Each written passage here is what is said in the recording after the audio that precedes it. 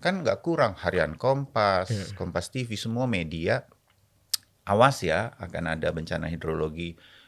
Media sosial BMKG, sepekan ke depan akan ada cuaca ekstrim dan lain-lain. Tapi bencana tetap terjadi. Ini yang paling bikin pegel saya. Korbannya jatuh, korban jiwa jatuh sampai tetap banyak. Di titik-titik yang sepertinya, ini bahasa saya, kok kayaknya itu-itu lagi gitu. Setiap kejadian bencana dan kemudian seolah-olah bencana itu takdir yang diterima, entah dia gempa bumi, entah tsunami, entah bencana ekologi seperti juga terjadi di Sumatera. Tapi kuncinya memang di tata kelola, Mas. Kalau Iya, saya lihat bahwa negara atau pemimpin, entah presiden, entah kepala daerah, siapapun, harusnya sudah mulai berpikir bahwa ini tanggung jawab dia loh iya, untuk mengurangi kerugian dari bencana maupun menyelamatkan jiwa rakyatnya. iya. Gitu.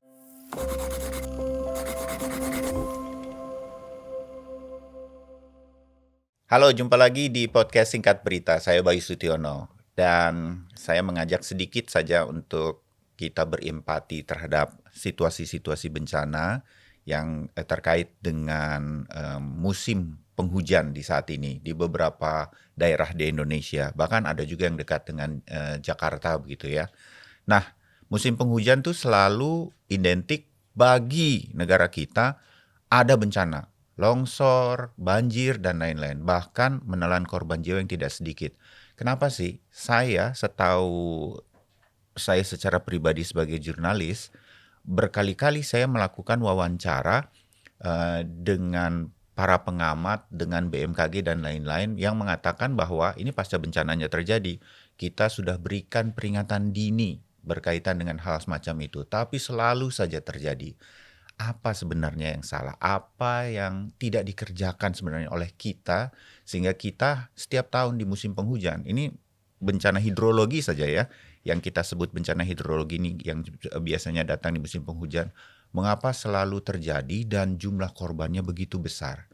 Jadi pertanyaan besar buat saya. Nah, untuk sekedar menjawab dan menjadikan wawasan bagi kita, terutama buat teman-teman yang menonton podcast Singkat Berita dan tinggal di daerah yang termasuk rawan bencana hidrologi atau bencana apapun di Indonesia, saya mau mengajak kita mendengarkan, sebutlah analisa, pengetahuan beliau. Nih narasumber saya yang berikut ini, wartawan yang menghususkan diri pada situasi bencana. Jadi di harian Kompas dia sudah lama, dan sampai sekarang kita suka menyebutnya sebagai wartawan bencana, saking seringnya meliput bencana, dan juga membentuk asosiasi jurnalis bencana dan lain-lain berkaitan dengan hal itu. Yuk kita kenalan dan langsung ngobrol sama Mas Ahmad Arif.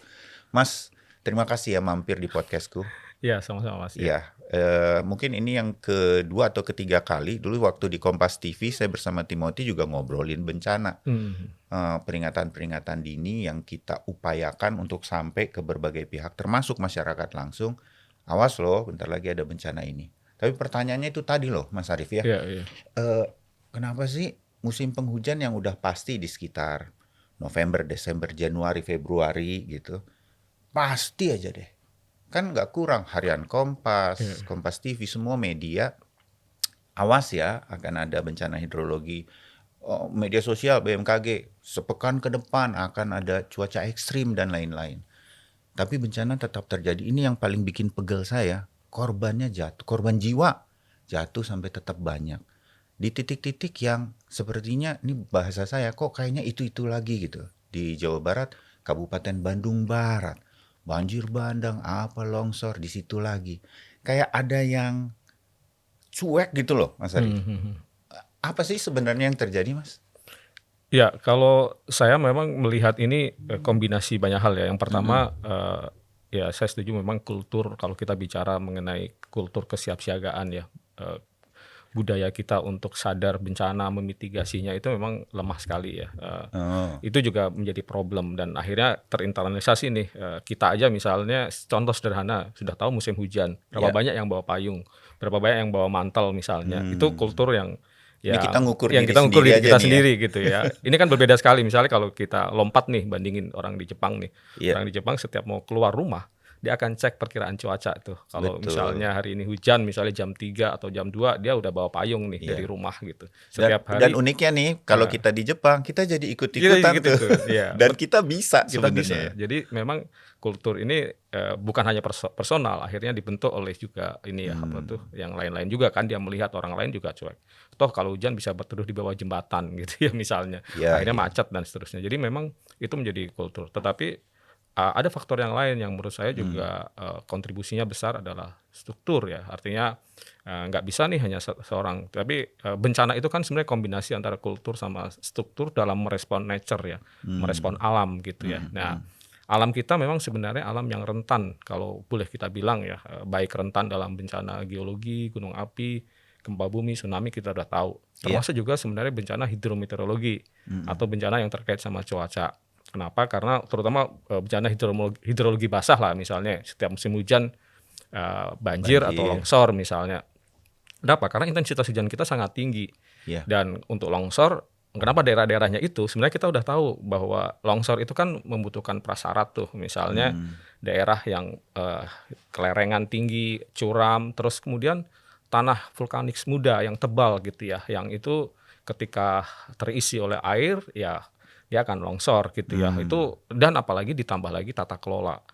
Jadi struktur tadi meliputi tadi bagaimana tata kelola kita terkait sama lingkungan ini baik atau tidak. Misalnya daerah yang kelerengan tinggi, curah hujannya tinggi, lingkungannya hancur, resapan tanahnya bermasalah, hutannya hilang, daerah hulunya dikonversi jadi perumahan, jadi hutannya ditebang untuk pertanian yang Padahal hutan itu di lereng tersebut. Di lereng Kalau di tersebut. lereng dia menahan dia menahan gitu. longsor ketika curah hujan tinggi gitu ya. Ya, dan ketika itu dibiarkan, ya maka resikonya meningkat ya dan akan terjadi berulang. Jadi kombinasi antara kultur masyarakat yang cenderung abai, struktur pemerintah yang tata kelolanya terkait untuk mengurangi resiko tidak baik, ya akhirnya kita akan memanen terus bencana. Tanpa perubahan itu memang akan sulit, Mas. Oke.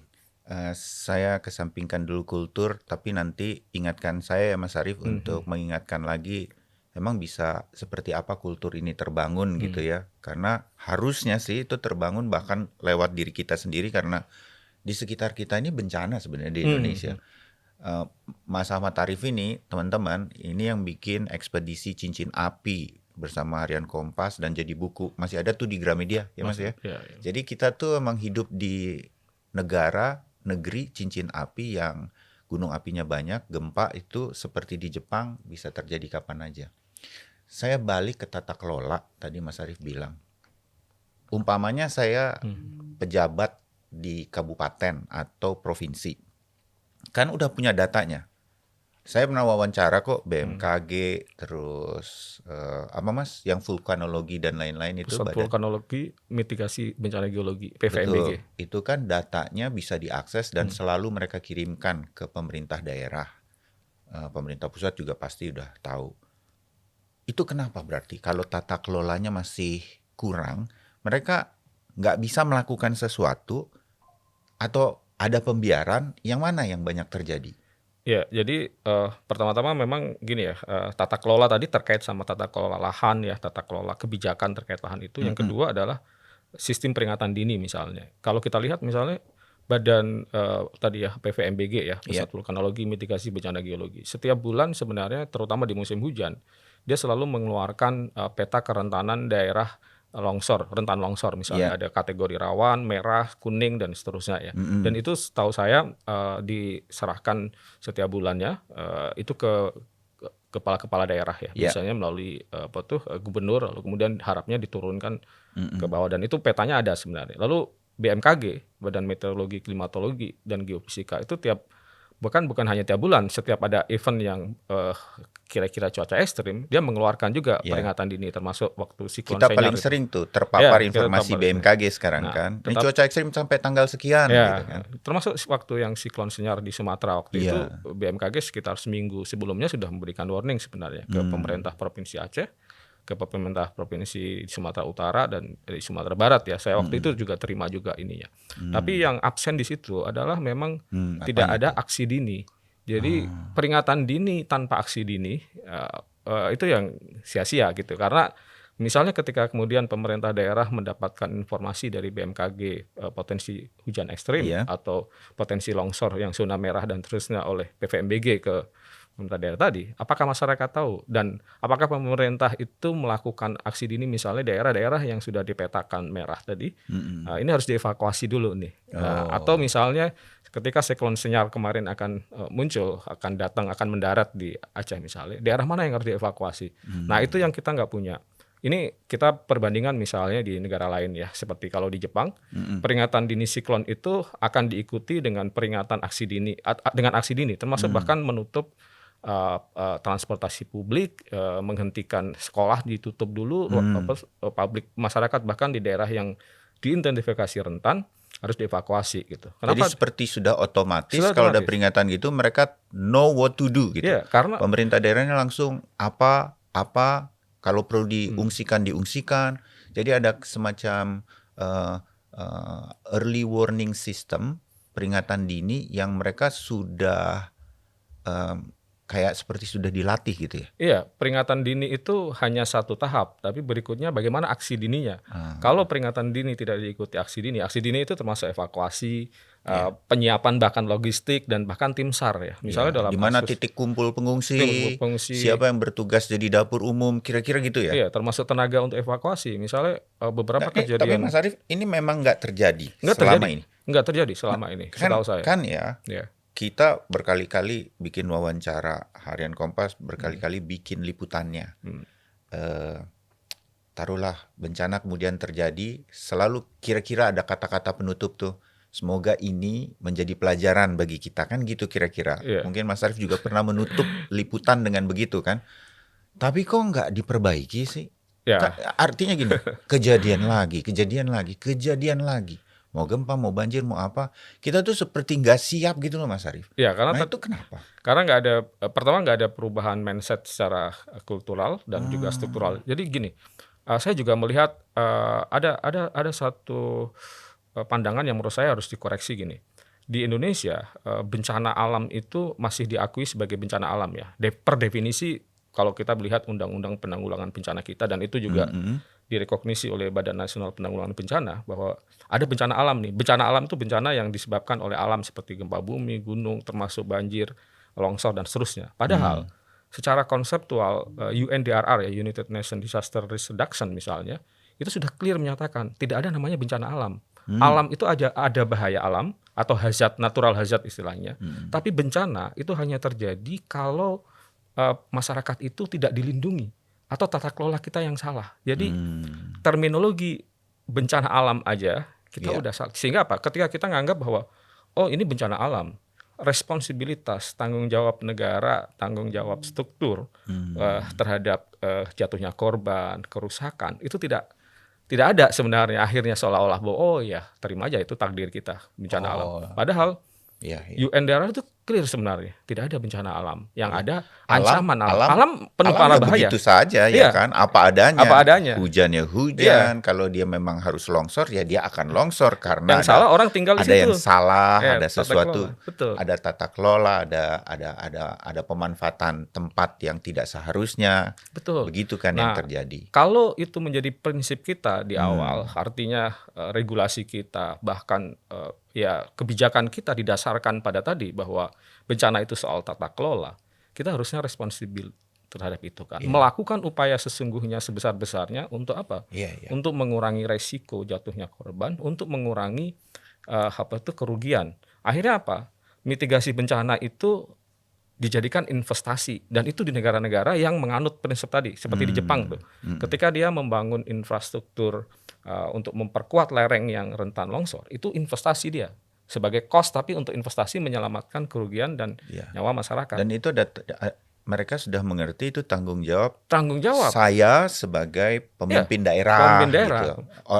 Stakeholder yang memang harus yang nggak cuma pemerintah daerah nih kan banyak kan yang kemudian menjadi stakeholder orang yang punya tanggung renteng begitu bersama-sama supaya tidak lagi jatuh korban kalau alam terjadi semacam ini. Betul. Kira-kira gitu ya. Iya, jadi itu yang menurut saya itu yang salah basic yang dari sama awal sehingga akhirnya apa?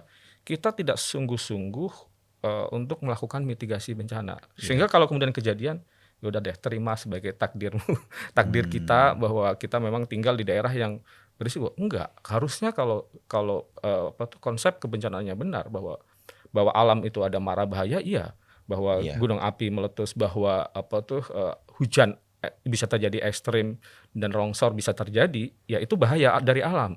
Tetapi itu hanya menjadi bencana itu artinya ketika ada korban, ketika ada kerugian pada manusia, Ya. itu adalah kesalahan kita. Pertama bisa jadi tempat tinggal kita salah di area yang sebenarnya itu adalah area yang memang rentan gitu ya. Misalnya kita tinggal di Bahkan sebetulnya nggak boleh ditinggali nggak gitu boleh kan. ditinggali misalnya, atau jangan-jangan tata kelola kita salah. Hutan yang seharusnya dibiarkan dijaga di daerah hulu misalnya, ketika itu ditebang dijadikan HTI lah, atau ditambang kah, atau dijadikan perumahan, atau dijadikan pertanian yang yang seperti itu, akhirnya ya itulah terjadi bencana gitu. Ya. Ada korban kita, tapi bukan salah alam dong. Itu Ya. salah kita karena tinggal di situ, tata kelola kita salah. Nah, responsibilitas itu yang menurut saya harus diubah kalau kita berharap mau lebih serius terhadap mitigasi bencana, Mas. Sehingga ketika ada kejadian seperti ini, siapa nih yang bertanggung jawab nih? Ya. Jangan lagi salahkan hujan dong, gitu Ya. kan? Nah, Harusnya. Mas Arief, saya yakin Kompas sebagai institusi pernahlah diminta masukannya. Kalau nggak diminta juga kan selalu dibikin sebagai sebuah liputan. Sering jadi headline kok soal bagaimana kita harus menghadapi bencana gitu.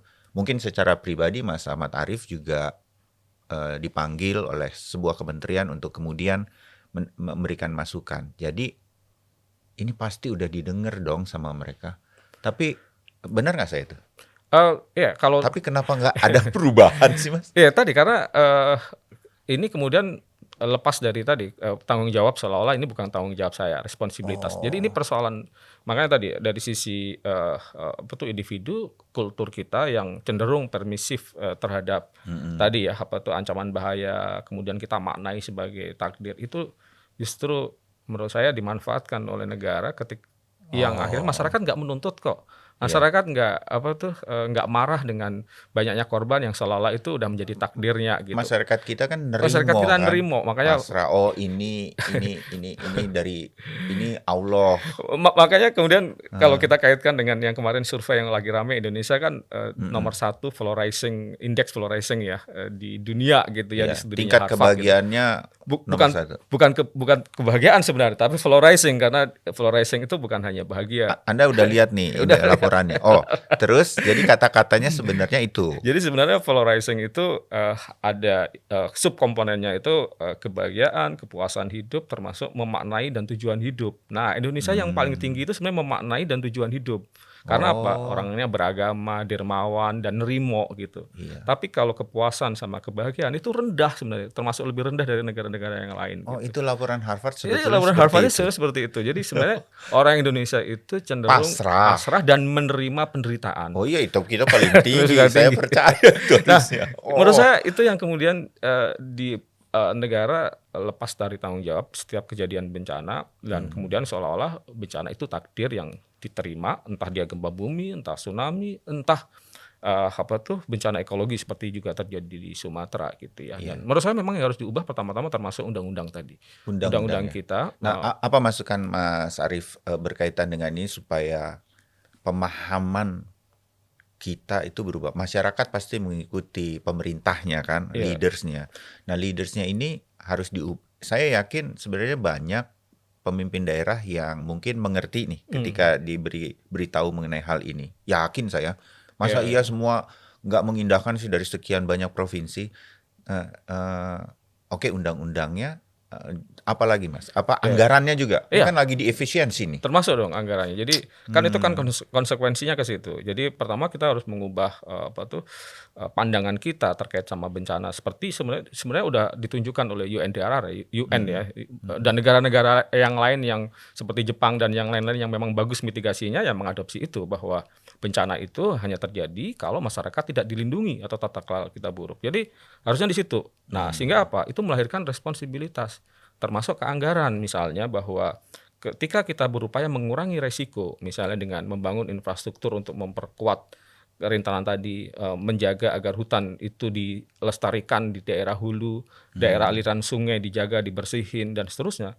Itu ada anggaran memang, tapi itu Iya. investasi terhadap apa? Terhadap pengurangan resiko bencana gitu. Hmm. Sehingga harusnya komponen itu dimasukkan sebagai anggaran investasi untuk mengurangi resiko bencana gitu. Jadi setiap anggaran yang dikeluarkan di situ itu adalah sebenarnya investasi kita untuk menyelamatkan nyawa dan untuk mengurangi kerugian. Karena kalau kita perhatikan sebenarnya setiap kejadian bencana itu kerugiannya jauh lebih besar sebenarnya. Iya. Berapa banyak sebenarnya kerugian misalnya bencana di Sumatera dibandingkan kalau kita pendapatan yang kita dapatkan dari merusak lingkungan di hulu yang menyebabkan bencana itu berapa sih? Dan siapa yang masuk keuntungannya dan siapa yang menanggungnya? Jadi perubahan Ya. mindset itu harus dilakukan dan diikuti dengan perubahan anggaran dan secara kemudian secara sistematis. Tadi ini kan ada persoalan kultural tadi yang saya bilang. Ya memang harus ada perubahan melalui apa? Melalui edukasi, melalui pendidikan kebencanaan. Kalau kita refleksikan di negara-negara lain ya seperti di Jepang. Iya. Pendidikan kebencanaan itu sejak dini Iya. dilakukan di sekolah dan dilatihkan. Iya. Kayak misalnya kalau ada peringatan dini Mereka harus apa? Harus apa? Anak-anak di sekolah harus kemana dan bagaimana? Logistiknya seperti apa? Tim SAR-nya seperti apa? Kalau kita lihat nih misalnya negara seperti Jepang begitu ada warning dari siklon dari JMA ya, waktu Japan Meteorological Agency misalnya. Itu udah clear tuh. Nanti Kementerian Dalam Negeri berkoordinasi dengan tim SAR-nya, tentara dan seterusnya untuk memobilisasi ini. Disiapkan di daerah-daerah yang kira-kira akan dilintasi itu, mana daerah yang harus dievakuasi, mana transportasi umum yang harus ditutup, sekolah yang ditutup. Sehingga apa? Kita kemarin bandingkan aja ya, siklon Senyar itu yang di Sumatera ya, Iya. itu skalanya 1 sebenarnya dalam skala apa tuh intensitas Jadi itu siklon. masih bawah. Masih bawah. Di Jepang itu berapa kali dia ngalami 4 sampai 5 skala intensitasnya, di Filipina juga. Tapi korbannya sangat kecil sekali. Karena tadi peringatan dini diikuti dengan aksi dini. Kalau kita nggak ada gunanya kan peringatan dini disampaikan. Masyarakat juga nggak diberikan warning, ini serius nih akan intensitas hujannya nanti akan jauh berlipat terjadi dibandingkan yang hari Biasanya. biasa. Dan apa yang harus dilakukan? Kan nggak ada. Kan hanya BMKG memberikan warning, tapi masyarakat nggak dikasih tahu harus kemana dan Gue makin bagaimana. dengerin lo Mas Arif, makin ciut hati gue ini. Kita tuh sebegitu cueknya ya, seluruh stakeholder negara ini sampai ke kita sebagai anggota masyarakat. Memang nggak tahu harus berbuat apa, saking kita nggak peduli. Pokoknya kalau bencana ya itu dari Tuhan gitu Nah kan. itulah kita memang Padahal itu bisa kita mitigasi, bisa kita siapkan kalau terjadi dan kita bisa minim kejadiannya. Koreksi saya, ini concern banget gitu. Koreksi saya lepas dari ini siapa gubernurnya atau tidak di Jakarta, tapi kan saya orang Jakarta nih. betul. Jadi saya melihat sepertinya kalaupun dananya ngepas atau gimana, itu kayaknya ada juga di peran seorang leader dari pemimpin daerahnya. Iya. Saya mau sebut Gubernur DKI Jakarta waktu itu Ahok. Hal-hal yang PR pekerjaan rumah sehingga banjir di Jakarta itu tidak separah biasanya kan kemudian banyak terjadi di eranya Gubernur Ahok. Karena dia melakukan investasi yang Mas Arief sebutkan tadi. Waduk-waduk dikembalikan fungsinya, dikeruk, dan kemudian tidak boleh ada apa dan segala macam berkaitan dengan waduk atau saluran air sungai yang diperbesar, penduduknya dipindahkan. Nggak gampang, dibujuk, tapi segera pindah dari sana sehingga kita punya sodetan Ciliwung yang cukup memadai. Nah, hal-hal semacam inilah yang jadi investasi. Memang keluar duit itu, uangnya banyak, tapi itu akan sepadan dengan kemudian dampak ketika banjir sudah pasti datang, dia tidak akan separah tahun-tahun sebelumnya. Kira-kira gitulah ya. Ya, saya nggak peduli siapa pemimpinnya, Betul. tetapi ya harusnya seperti itu pemimpin ya. Maksudnya negara atau bahkan pemerintah daerah punya prinsip seperti itu. Iya. Bagaimana dia berinvestasi mengurangi resiko bencana di daerah masing-masing atau di negara kita dengan cara apapun gitu ya. Jadi caranya gimana? Jadi kan sebenarnya kan kalau kita bicara manajemen bencana itu kan rumusnya udah clear bahwa resiko bencana itu akan meningkat kalau kerentanannya meningkat, kapasitasnya menurun. Kerentanan itu meningkat karena apa? Karena misalnya tadi tata kelola kita salah, misalnya daerah hulu dibuka, ya kerentanan pasti akan meningkat. Misalnya kapasitas rendah, kapasitasnya masyarakatnya nggak disiapkan. Kalau masyarakatnya semakin rendah kapasitasnya, ya resikonya akan meningkat. Nah, Iya. yang harus dilakukan apa? Sebenarnya kan gampang kan. Kalau misalnya daerah banjir seperti Jakarta, ya pertama-tama harus dikelola aliran sungainya, Iya. resapannya diperbanyak sehingga air hujan tidak langsung mengalir tertumpu pada sungai, dan akhirnya apalagi kan Jakarta ini kan turun tanahnya ya, sehingga Iya. nggak gampang dibuang ke laut. Berarti kan harus ditahan nih dari sejak hulunya, juga nggak harus diperbaiki, karena kalau Jakarta kan clear sebenarnya, dia juga mendapat kiriman juga kan dari Iya. daerah Bogor, dan kalau atas juga nggak dikelola juga nggak bisa juga gitu ya. Lalu tadi kalau kapasitas berarti masyarakatnya juga harus diedukasi, harus Iya. termasuk Jangan tadi buang sampah jangan buang sembarangan. sembarangan, dan juga misalnya jangan tinggal di bantaran yang memang rentan dan seterusnya. Kembali lagi kepada kita Kembali lagi kepada masyarakatnya. masyarakat, Iya. dan tapi kuncinya memang di tata kelola, Mas. Kalau Iya. saya lihat bahwa negara atau pemimpin, entah presiden, entah kepala daerah, siapapun harusnya sudah mulai berpikir bahwa ini tanggung jawab dia loh, Iya. untuk mengurangi kerugian dari bencana maupun menyelamatkan jiwa rakyatnya Iya. gitu. Karena nggak ada lagi bencana alam nih. Iya. Itu hanya Setuju. terjadi kalau rakyat nggak dilindungi Jadi tuh gitu. apa kabar Kota Semarang yang kalau Hmm, musim hujan selalu banjir? Kemarin banjir cukup besar Ya, sampai kereta kemudian tidak betul. bisa berjalan kan, PT KAI. Itu kan stasiunnya banjir Semarang. Apa kabar Surabaya yang juga kalau musim penghujan ada, hampir pasti sama Jakarta, pasti ada hari-hari banjirnya itu kan. Ya, Itu kan tata kelolanya apa segala macam. Artinya kalau boleh saya sama Mas Arief menantang kepala-kepala daerah untuk bergerak melakukan mitigasi. Dengan segala lebih dan kurangnya anggaran dan lainnya, pastilah ada yang sesuatu yang bisa dilakukan. Mengajak masyarakatnya juga peduli terhadap mitigasi bencana. Itu aja kita lakukan, mudah-mudahan ada perbaikan kan. ya. Ya, yang Soal saya prioritas sih sebenarnya. skala Kita prioritas mengeluarkan ya. uang triliunan per hari untuk MBG aja bisa. Untuk Iya, menyelamatkan nyawa warga masa nggak bisa? iya, Itu iya. prioritas sih sebenarnya, pilihan. Kenapa saya makin gergetan ya, Mas Arief? Karena selain daerah-daerah yang selalu berulang itu saja, kan kita jadi bertanya, masa mau ganti bupati, mau ganti gubernur kok nggak ada perubahan gitu kan? Masa nggak ada yang peduli sih sama warga yang harus mengungsi, bahkan ada yang korban jiwa. Satu nyawa aja kan tanggung jawab kita kan sebagai pemimpin.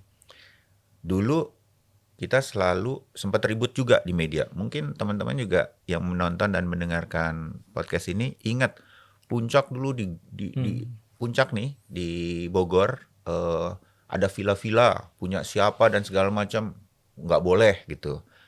Tapi Puncak tetap aja sekarang kan, bayangin Puncak yang dulu nggak pernah banjir, ada banjir bandang Mas Ari. Gimana saya warga Jakarta nggak ciut coba?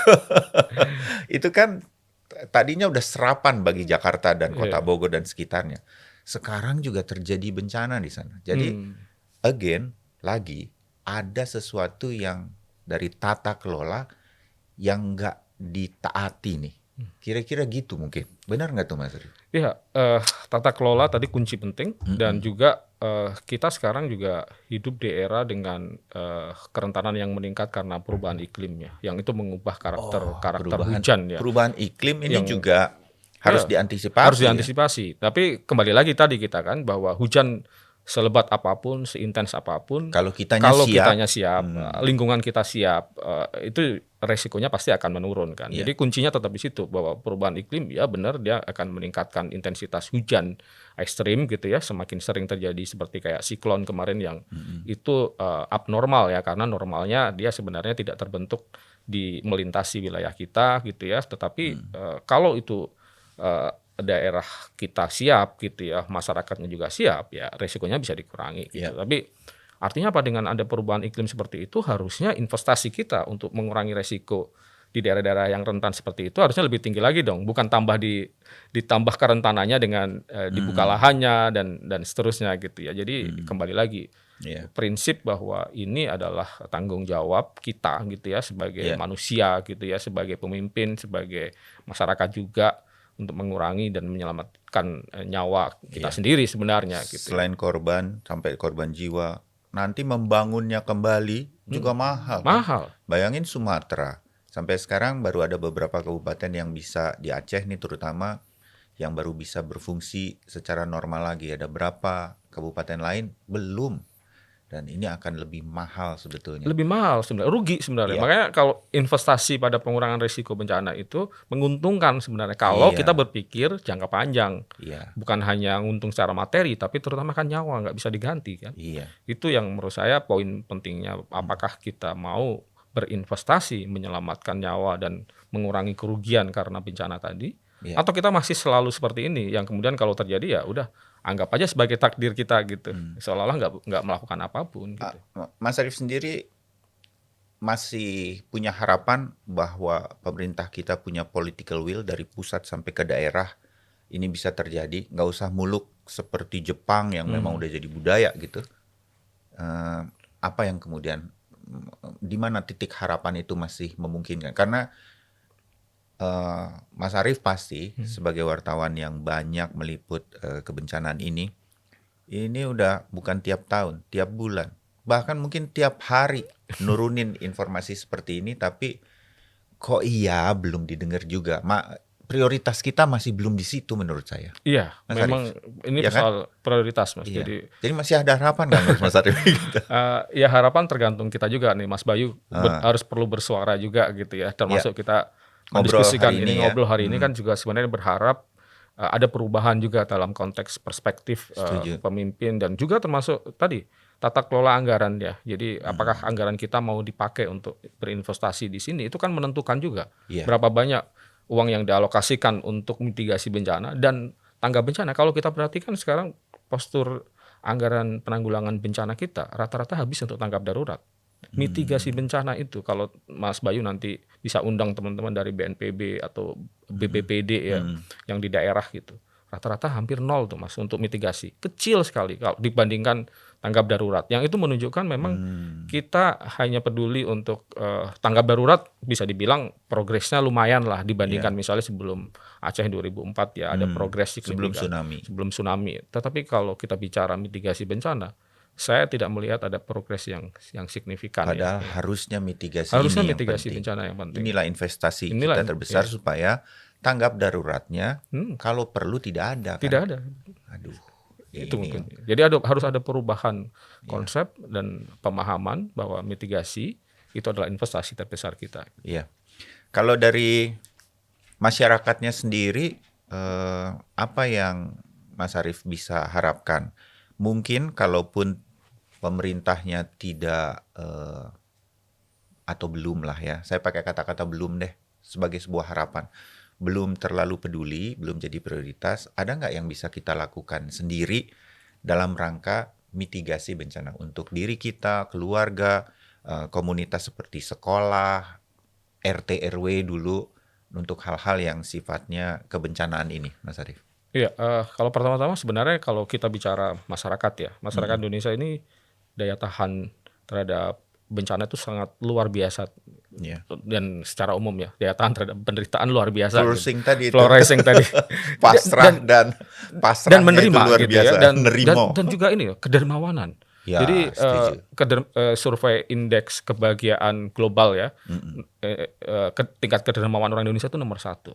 Wow. Tinggi banget gitu dan itu kelihatan kan setiap bencana solidaritas untuk membantu, bahkan kalau kita lihat di Aceh kan justru masyarakat yang kelihatan di depan gitu ya Iya. untuk saling membantu dan itu Ferry Irwandi buka sumbangan 1M, berapa M gitu dan langsung dikirim, hal kedermawanan kita. dan itu aset yang luar biasa Ya. sebenarnya, termasuk sikap untuk menerima dan daya tahan terhadap bencana. Saya membandingkan pengalaman gini, saya ketika tsunami Aceh itu di Aceh, tsunami Jepang 2011 saya di Jepang, dan saya membandingkan perbedaan yang signifikan respon masyarakat. Masyarakat di Jepang itu pasca bencana tingkat bunuh diri itu meningkat hampir 20%. Oh. Di Indonesia hampir tidak ada orang yang Iya. keluarganya meninggal, ayah, istri, suami menikah lagi dengan cepat pulih. Itu daya tahan, itu daya lenting istilahnya. Saya bilang mereka resilient menghadapi seperti itu untuk kembali bangkit dan seterusnya itu luar biasa. Tetapi memang kalau kita bicara mitigasi, kesadaran untuk mengurangi resiko, masyarakat kita juga cenderung abai juga. Ya. Nah, ini yang menurut saya bisa diintervensi dengan pendidikan, dengan edukasi yang latihan yang menerus, termasuk sebenarnya prinsip paling dasar itu kan kita harus mengidentifikasi resiko yang ada di sekitar kita masing-masing ya. Ya. Apakah kita tinggal di area yang rentan Oh, gempa oke. bumi, tsunami, atau letusan gunung api, atau longsor dan banjir dan seterusnya. Apa yang perlu kita siapkan dan seterusnya gitu. Tetapi memang banyak di antaranya ini tumpang tindih ya Mas Iya. dengan persoalan kebutuhan dasar ya, seperti kan banyak masyarakat yang dia nggak punya pilihan untuk Iya. tinggal di tempat lain. Mm-mm. Dia nggak punya pilihan misalnya selain membuka pertanian di area yang lahannya Seharusnya mungkin tidak Nah, boleh. disinilah yang perlu misalnya. intervensi sebenarnya. Oh, oke. Nggak bisa juga kita berharap masyarakat sendiri gitu ya. Nah, Mm-mm. justru misalnya kayak rumah saya tidak tahan gempa gitu.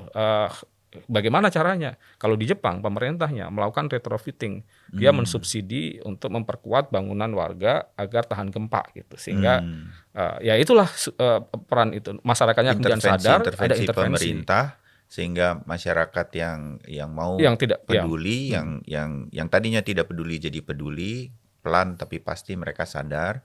Dan masyarakat kita yang maunya dan nggak bisa pindah sebetulnya, Iya. tinggal di bantaran sungai, Ya harus dicarikan ada solusinya. ada solusinya gitu. Jadi Intervensi seperti ini sudah cukup sebetulnya, dan itu kan investasinya mungkin tidak sebesar harus kita mulai dari A sampai Z Betul. begitu, tapi intervensi-intervensi penting ini membuat kalau terjadi bencana, korban, terutama korban jiwa bisa jauh berkurang. Iya. Hal semacam ini aja kita harapkan. Masyarakat peduli aja kalau terima sesuatu harus apa dan bagaimana.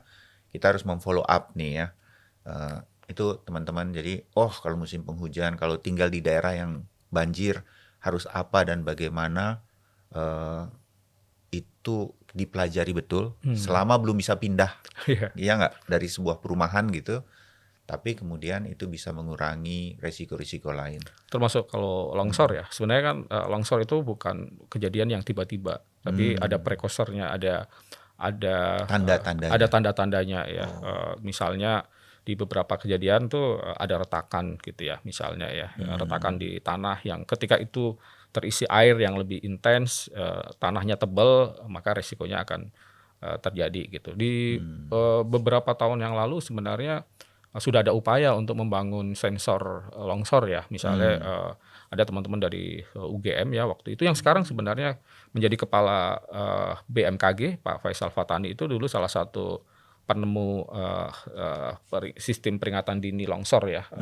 Cuman memang titik longsor kita kan banyak sekali gitu ya, sehingga mungkin daerah yang dipasang itu belum tentu daerah yang kemudian akan mengalami longsor, dan ketika itu nggak dijaga ya nanti ternyata baru 2 tahun, 3 tahun berikutnya terjadi. Tetapi intinya masyarakat yang tinggal di daerah yang seperti itu ya harus mengenali juga gitu ya resiko yang ada di tempat dia, di daerah-daerah yang selupnya tinggi, kelerengannya juga tinggi, itu juga harus siap-siap gitu. Jadi pada intinya kita masyarakat Indonesia ini memang hidup, sekali lagi seperti Mas Arief dan teman-teman di Harian Kompas selalu bilang, itu memang hidup di negeri cincin api yang memang bencana tuh di sekitar kita. Nah, kita harus aware itu. Kira-kira gitu ya Mas Arief. Betul. Menyadari resikonya dan bagaimana mengelolanya itu untuk mengurangi sebenarnya. Dan menjadikan itu investasi sih sebenarnya. Tapi sekali lagi masyarakat tidak akan bisa sendiri. Negara ya harusnya hadir di situ. Oke. Itu poin yang paling penting. Mas Arief, terima kasih sudah ngobrol bersama saya. Belum hilang sih gergetan saya, malah agak makin ciut. Tapi obrolan ini mudah-mudahan didengar sedikit demi sedikit sampai ke atas, ke pemerintah. Dan kemudian ada perubahan-perubahan pelan tapi pasti yang lebih baik dalam mitigasi bencana. Sehingga kalau musim penghujan, nggak ada lagi lah korban jiwa, tapi semua orang sudah diungsikan karena semua sudah lebih siap. Paling nggak harapan saya secara pribadi itu aja Mas Arief, ya kan? Sama kita juga berharap itu. Betul kan? Iya. Baik Mas Arief, kita akan ketemu lagi, ngobrol yang lain, topik yang lain, termasuk mungkin buku-bukunya Mas Arief yang lain nanti monggo dihadirkan di podcast Singkat Berita bersama saya. Ketemu lagi ya Mas Arief. Oke, makasih Mas. Ya, sama-sama. Yuk, kita pamit dulu. Terima kasih sudah bersama podcast Singkat Berita dengan berbagai topik. Mudah-mudahan wawasan kita bertambah luas. Di episode kali ini mengenai bencana, kita harus mitigasi diri kita sendiri paling tidak. Kalau suka, sebarkan, share, like, subscribe podcast Singkat Berita sehingga apa yang saya dengan para narasumber sampaikan di sini mungkin bisa menyentuh dan bisa menjadi kritik membangun bagi pemerintah, bagi siapapun, terutama dalam mitigasi bencana. Kita jumpa lagi di podcast Singkat Berita, topik yang lain. Sampai jumpa.